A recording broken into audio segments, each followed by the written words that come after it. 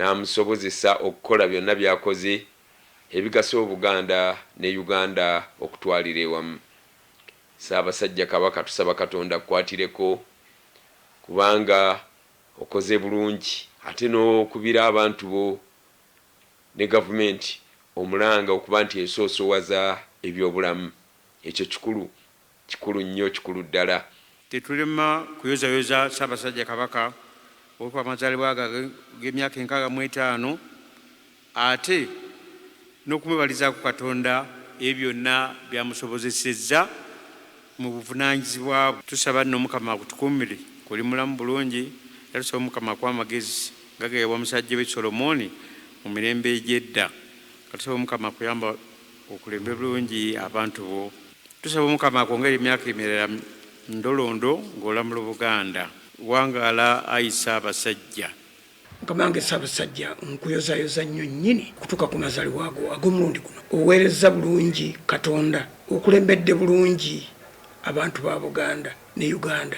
Osomesezza, oyigiriza, oluŋŋamizza, Ddunda akuwadde ebigambo eby'amakulu ate eby'omulembe guno. Emyaka gyo gyonna gubadde muganyulo eri Abaganda n'amawanga amalala.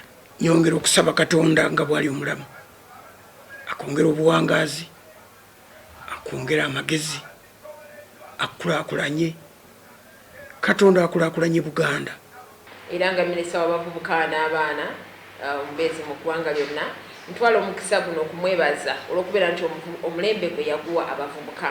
Yagamba nti ebbanga lyonna lyenaabeera nga ndi mukulembeze kanzijukirirweko okutumbula embeera z'abavubuka mu ggwanga.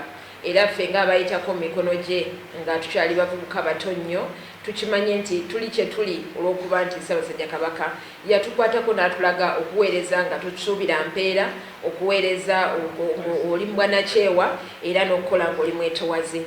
Ate era Ssaabasajja Kabaka olwaliro ku mazaalibwa gwe mwebaza nnyo olw'okubeera nti n'Obwakabaka buna yabulagidde okugondera ebiragiro bya COVID-19. Kino twebaza nti Obwakabaka bwe mumu ku abo bavuddeyo okwata engabo kuwa obuyambi ate era n'okukubiriza abantu baabwe bennyini okubeera nti beetaba mu mikolo gino, ate era nabo okuyimiriza mu bulumi obw'ekitalo emikolo gyonna egibadde giyinza okusomboola abavubuka ab'okumpi n'ewala okujja okwetaba mu bikujjuko ate era obaolyawo oluvannyuma ne bafuniramu obulwadde. N'olwekyo twagala okumuyozaayoza n'akayimba Happy birthday to you. Happy birthday to you.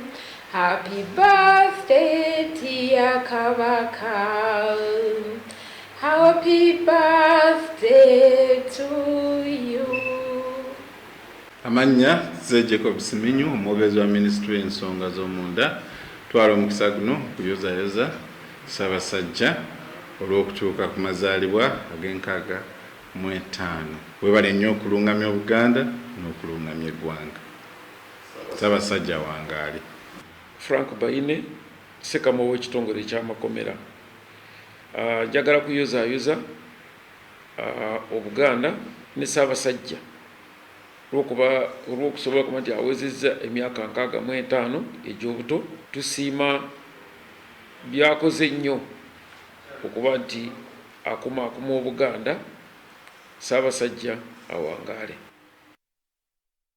Emyaka 65 egya Ssaabasajja Kabaka kakati enkyaleero nga okulambika bwe kwayita abantu bangi bakedde mu mpya zaabwe okwegatta ku maaso moogi